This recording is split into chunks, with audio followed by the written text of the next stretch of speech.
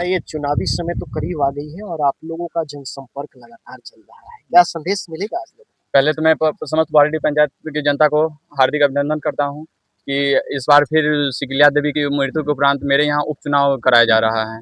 जो पहले सिकिलिया देवी थी उनके द्वारा जो भी कार्य किए गए थे, इनके अलावा जो भी कार्य बचा हुआ है, जो अभी मेरा कैंडिडेट सरिता देवी है, जिनका छाप टेम्पू छाप क्रम संख्या 4 पे अंकित है, वो और हम तो जनता से यही अपील करेंगे कि चुनाव जो 9 तारीख को होने वाले हैं उसमें समस्त जनतागण अपना बहुमत दिखाकर पूरे पंचायत के विकास की बात है। ये चुनाव जो होने जा रही है वो विकास के लिए ही होने जा रही है, क्योंकि इसमें आप देखते होइएगा उनके द्वारा जितने भी लोग घूम रहे हैं, चाहे जो भी कर रहे हैं, किस प्रकार के लोग हैं, कैसे हैं, और यहाँ पर हमारी जनता हमारे साथ है और हमेशा रहेगा। किसी भी काम करने के लिए किसी भी जनता से आप पूछ लीजिएगा, यहाँ पर काम करने के आज तक कोई प्रूफ करा दे किसी के द्वारा कोई रुपया या किसी के दे, ओनली जो भी काम होता है यहाँ पर फेस टू फेस होता है। किसी के द्वारा यहाँ पर कोई वर्चस्व या कोई दलालों को नहीं रखा जाता। कोई भी काम होता है ओपिनियन यहाँ से किया जाता है, जो कि भली भांति जनता जानती है।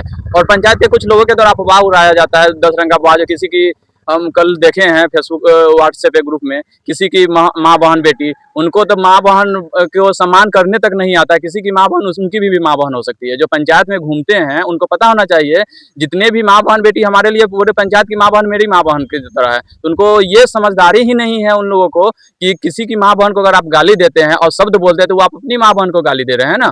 आप वैसे कैंडिडेट का प्रतिनिधित्व कभी ना करें जो किसी महिला का, किसी का समाज का सम्मान न कर पाए। आप सोच समझ कर अपना मतदान अवश्य करें। 9 तारीख जो आने वाली है और 11 तारीख पूरे पंचायत वासियों के लिए खुशी की लहर होगी। ये पूरे पंचायत की जनता बता देगी कि 11 तारीख जो काउंटिंग है, मतगणना है 11 तारीख को, वो मेरी जीत नहीं होगी, ये पूरे पंचायत वासियों की जीत होगी। क्योंकि यहाँ का कार्यकाल भली भांति पूरे पंचायत के लोग अवगत है।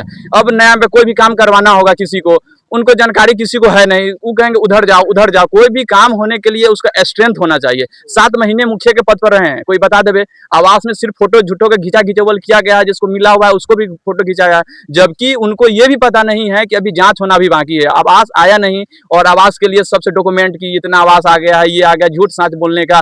और सबसे फोटो खिंचाने में भी मैं बता दूं, जितना भी यहाँ जॉब कार्ड चाहे जितना भी बना है सब यहाँ निःशुल्क बनाया गया। पूरा पंचायत का मैंने जॉब कार्ड बनवाया, जो कि 1 रुपया भी किसी से नहीं लिया गया। लेकिन यहाँ पर उन लोगों के साथ ऐसे प्रतिनिधित्व करते हैं जो वोट का भेंडर लेते हैं, वो सबसे 200 400 500 रुपया लेवाकर जॉब कार्ड बनवाएं।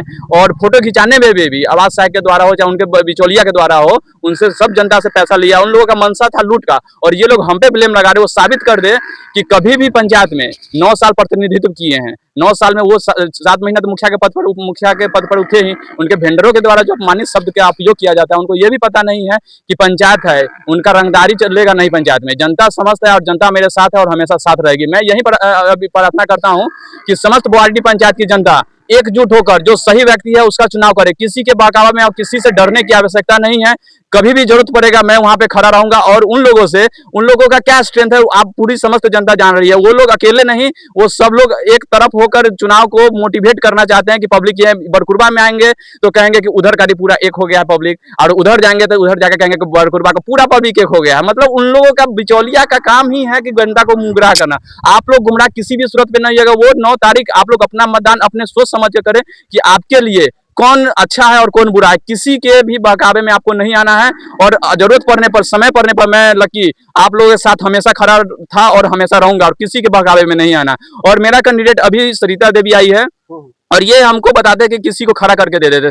आज के डेट में बताएं, वहां पर जो कैंडिडेट खड़ा किए हैं क्या वो शिक्षित है? उनका सिग्नेचर सही से करने आता है?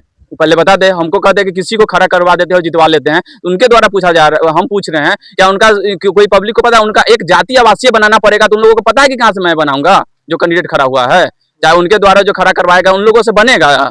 कोई ब्लॉक में काम है, जिला में काम है, कुछ भी काम है, उनको पता ही नहीं है। ये 9 महीना तो और पंचायत के लोगों को भगाकर फिर अगले साल चुनाव होना है। ये 9 महीना और जनता को गुमराह करके वो चाह रहे हैं कि डोल मटोल करके और फिर से पंचायत को रख दे। इसलिए ऐसे को चुनाव करे जो समय आने पर काम दे। और मैं बता दूं, आवास का भी जांच होना भी बाकी है। उसके बाद उसका पर घर जाकर आवास का जांच किया जाएगा। उसके बाद उसका आवंटन आता है, ये आता है। और ये और सबसे पहली बात उधर का मुद्दा उठाता है कि हाई स्कूल आप अपने तरफ ले गए हैं। उनको ये जानकारी ही नहीं है कि हाई स्कूल किसी मुखिया विधायक और संसद के कहने से नहीं आता है।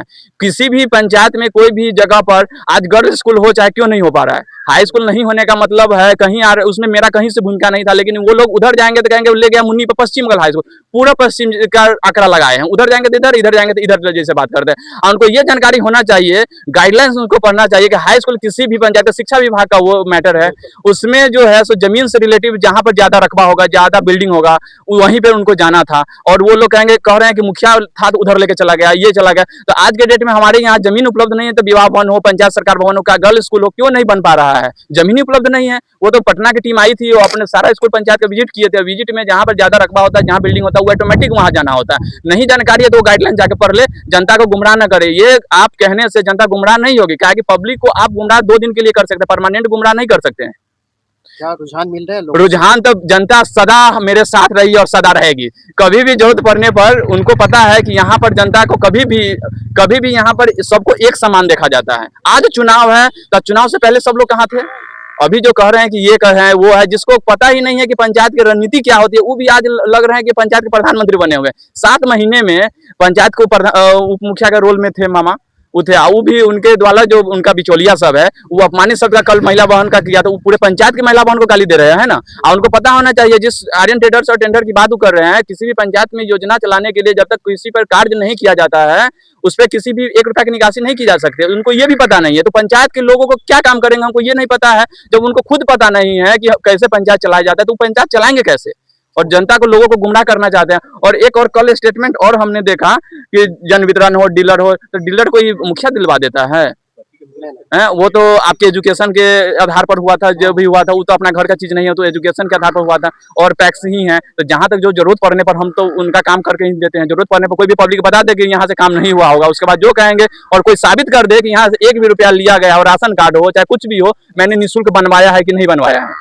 अगर 1 भी रुपया लिए होंगे तो वो हमको साबित कर दे तो हम राजनीतिक छोड़ देंगे। अगर साबित कर दिया कि लकी 1 रुपया लिया है तो हम उसके बाद आप जो पब्लिक कहेगा हम मान लेंगे। बचे हुए काम को किस प्रकार से करेंगे? जब हम चुनाव जीत कर आते हैं तो मैं बता दूं, मैं सबसे पहले प्रथम प्राथमिकता जहां भी गली नली रोड बचे हुए हैं उनका करवाएंगे। जो भी पंचायत में कार्य अधूरा बच गया हुआ है और जो योजना चलाया जा रहा है, जो बचेगा उसका मैं प्रथम प्राथमिकता देता हूं। चाहे वृद्धा पेंशन हो, चाहे राशन कार्ड हो, कन्या विवाह हो, चाहे जो भी हो। कन्या विवाह में ही जो मैटर मैंने बताया, आप पब्लिक सब जानती है कि कन्या विवाह में मैं यहाँ से सब निःशुल्क करवाया। वो भी जान रहे हैं कि हमने 1 भी रुपया उस सब का फाइल मैंने किया था, किसी से 1 रुपया मैंने नहीं लिया। लेकिन तभी वो जाके पब्लिक को गुमराह करके आधा रुपया, आधा जैसे 50,000 मिलता था, 25,000 20,000, जबकि कितना बार थाना में भी FIR के लिए गया हुआ है। ऐसा बात नहीं है कि नहीं गया, पब्लिक सब जानती है, लेकिन पब्लिक को गुमराह करने, जबकि पब्लिक गुमराह होने वाली नहीं है।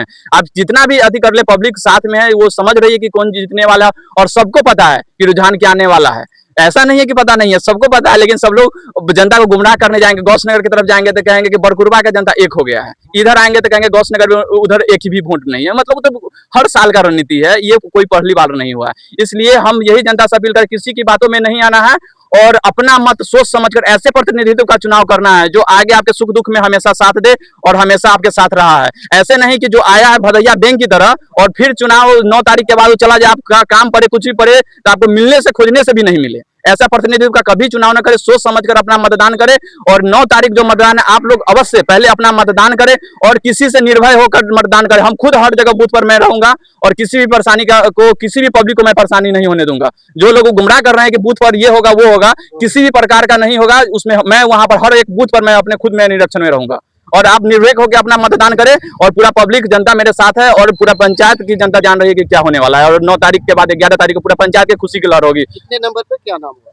सरिता देवी 4 नंबर पर इनका है। टेम्पू छाप है जो सबसे नीचे है, 4 नंबर पर 4 कैंडिडेट है, सबसे नीचे है मतदान। मैं यही कहूंगा कि सबसे अपील कर रहा हूं कि 4 नंबर टेम्पू छाप पर आप लोग अपना मतदान करें और आप सुरक्षित पंचायत के हाथों में अपना सीट दें। क्या परिचय हुआ? मेरा नाम आलोक कुमार लकी हुआ। मेरा परिचय भली भांति सब लोग जान रहे हैं कि हम क्या हैं और पंचायत के लिए मैंने कितना सहयोग किया है।